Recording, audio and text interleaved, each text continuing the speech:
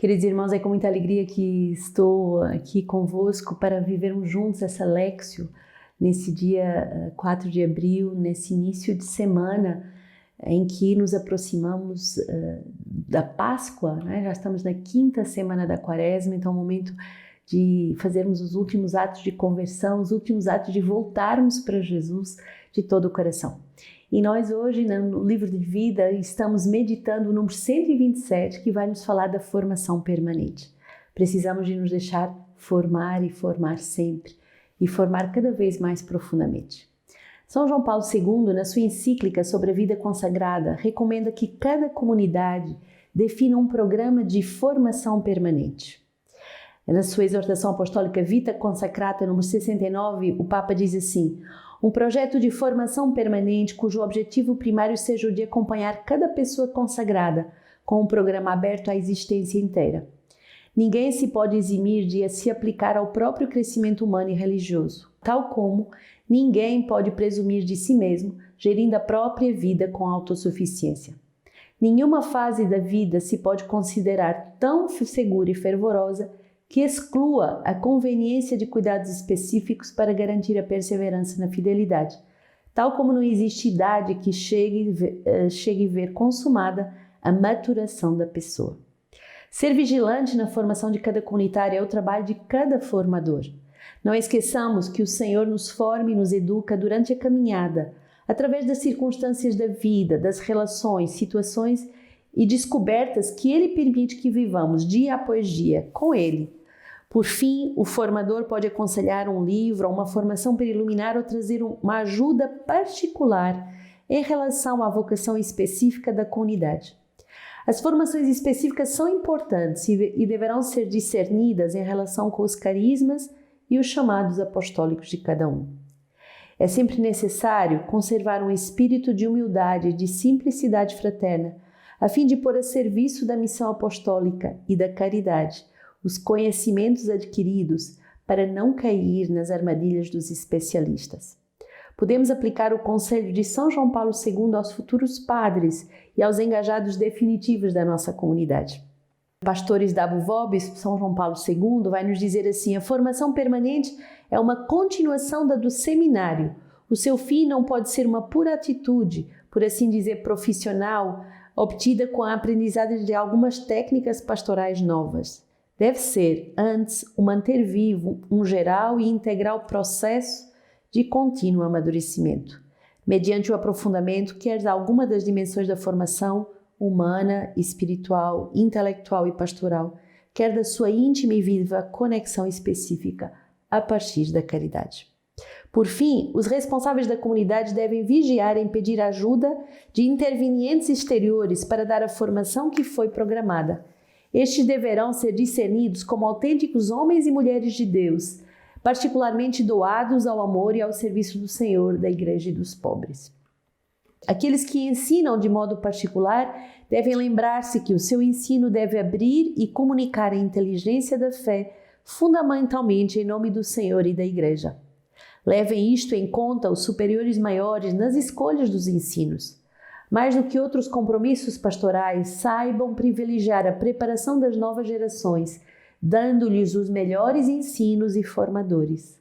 É uma responsabilidade eclesial que não podem deixar de atender para o bem do povo de Deus, da vida religiosa e do próprio Instituto no presente e no futuro. João Paulo II, na sua exortação apostólica Pastoridade Vobis, os padres sinodais afirmaram justamente que o teólogo deve estar plenamente consciente de que o seu ensino não se afirma por si mesmo, mas deve abrir e comunicar a inteligência da fé, fundamentalmente em nome do Senhor e da Igreja. Deste modo, o teólogo, mesmo valendo-se de todas as possibilidades científicas, desempenha a sua tarefa, mandatado pela Igreja e colabora com o bispo na tarefa de ensinar. E porque teólogos e bispos estão ao serviço da mesma Igreja na tarefa de promover a fé, devem desenvolver e cultivar uma confiança recíproca e, neste espírito, superar também as tensões e os conflitos. Os comunitários mais anciãos foram se formando à medida que foram vivendo as suas etapas de engajamento. A graça do noviciado comunitário foi sendo descoberto durante a caminhada. E a tarefa do formador geral e de cada formador velar sobre a formação de cada um. Eles devem ser vigilantes quanto à formação pessoal de cada novo membro, como também dos mais anciãos. Então, muito bonito esse número sobre a formação permanente, que vai nos dizer que não é algo que possamos ou não fazer, mas que temos verdadeiramente que fazer esse esforço de nos deixarmos sempre formar e formar com os melhores formadores. E os critérios são muito claros: amor a Deus, amor à igreja, amor aos pobres. Tem que ser homens e mulheres de igreja, tem que ser homens e mulheres de Deus, tem que ser homens e mulheres da palavra, tem que ser os melhores formadores, que são consagrados a esse trabalho de vigiar sobre a formação. E como esse número vai nos dizer, nós somos formados por as etapas que vamos vivendo, as circunstâncias da vida, as relações, as situações que Deus permite ao longo do processo formativo. Por isso, o formador deve ser alguém atento nesse acompanhamento do processo formativo de cada membro e deve estar à disposição para que cada um possa receber a formação que lhe compete. Daniel 13, havia um homem que morava na Babilônia chamado Joaquim. Ele tinha desposado uma mulher chamada Susana, filha de Elcias, muito bela e temente ao Senhor. Seus pais também eram justos e haviam educado a filha na lei de Moisés. Joaquim era muito rico e possuía um jardim contíguo à sua casa. A ele acorriam os judeus porque eram o mais ilustre deles todos. Naquele ano havia sido designado como juízes 2 anciãos do povo, a respeito dos quais o Senhor falou. A iniquidade saiu da Babilônia, dos anciãos que só aparentemente guiavam o povo. Estes 2 frequentavam a casa de Joaquim e todos os que tinham alguma questão a julgar vinham a eles. E acontecia que, ao retirar-se o povo pelo meio-dia, Susana costumava entrar para um passeio no jardim do seu esposo. Os 2 anciãos que a observavam diariamente enquanto ela entrava e passeava puseram-se a desejá-la. Perverteram assim a sua mente e desviaram seus próprios olhos, de modo a não olharem para o céu e não se lembrarem dos justos julgamentos. E sucedeu que, enquanto esperavam o dia favorável, ela entrou cada vez, como fizera nos dias anteriores, acompanhadas apenas por 2 meninas, e pensou em tomar banho no jardim porque fazia calor. Não havia ali ninguém, exceto os 2 anciãos que, escondidos, a espreitavam. Ela disse então às meninas: trazei-me óleo e bálsamo e fechai a porta do jardim, porque vou banhar-me. Apenas saíram as meninas, levantaram-se os 2 anciãos e correram para ela, dizendo: as portas do jardim estão fechadas, ninguém nos vê e nós te desejamos. Por isso, consente conosco e junta-te a nós. Se recusares, testemunharemos contra ti que um moço esteve contigo, e foi por isso que afastaste de ti as meninas. Susana gemeu, dizendo: estou cercada de todos os lados. Se eu fizer isso, aguardo a minha morte. Se eu não o fizer, não escaparei das vossas mãos. Mas é melhor para mim, não o tendo feito, cair em vossas mãos, do que pecar diante do Senhor. Gritou então Susana em alta voz, mas os 2 anciãos também gritaram contra ela, enquanto um deles corria para abrir as portas do jardim.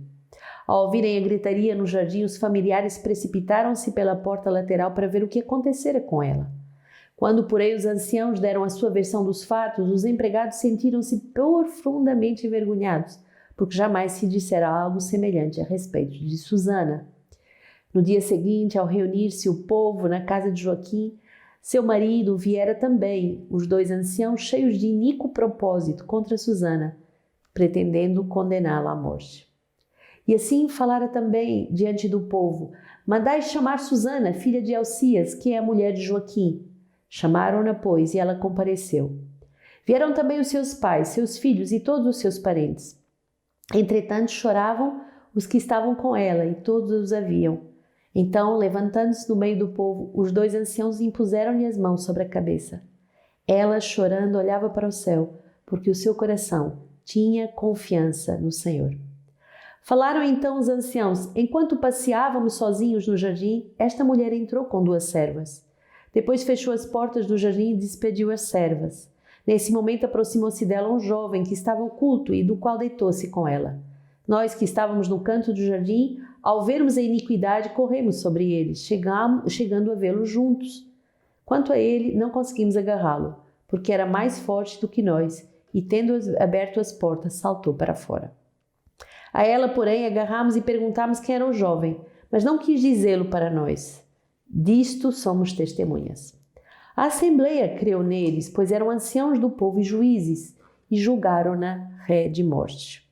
Susana clamou então em alta voz, dizendo: ó Deus eterno, que conheces as coisas ocultas, que sabes todas as coisas antes da sua origem, tu sabes que é falso o testemunho que levantaram contra mim. Eis, pois, que vou morrer, não tendo feito nada do que estes maldosamente inventaram, a culpados, apesar de o Senhor dizer: tu não farás morrer o inocente e o justo. E o Senhor escutou a sua voz. Enquanto a levavam para fora a fim de ser executada, suscitou Deus o Espírito Santo de um jovem adolescente chamado Daniel, o qual clamou em alta voz: eu sou inocente do sangue desta mulher. Voltou-se então o povo para ele, dizendo: que palavra é esta que acabas de proferir? E ele, do meio deles, respondeu: tão insensatos sois vós, ó filhos de Israel, sem julgamento e sem conhecimento claro, vós condenais uma filha de Israel? Voltai ao vosso lugar, ao lugar do julgamento, porque é falso o testemunho que estes povos levantaram contra ela. E o povo, tendo todo, voltou-se apressadamente. E os outros anciãos lhe disseram: senta-te no meio de nós e expõe-nos o teu pensamento, pois Deus te deu o que é próprio da ancianidade. Disse-lhes então Daniel: separai-os bastante um do outro, e eu julgarei. Tendo sido separados um do outro, chamou o primeiro deles e disse-lhes: ó tu que envelhecestes no mal, agora aparecem os teus pecados que cometestes no passado. Fazendo julgamentos injustos, condenavas os inocentes e absolvias os culpados. Apesar do Senhor dizer: tu não farás morrer o inocente e o justo.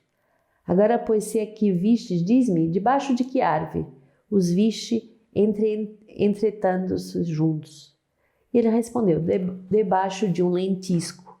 Retrucou-lhe Daniel: mentistes perfeitamente contra a tua própria cabeça, pois o anjo de Deus, já tendo recebido a sentença da parte de Deus, te rachará ao meio.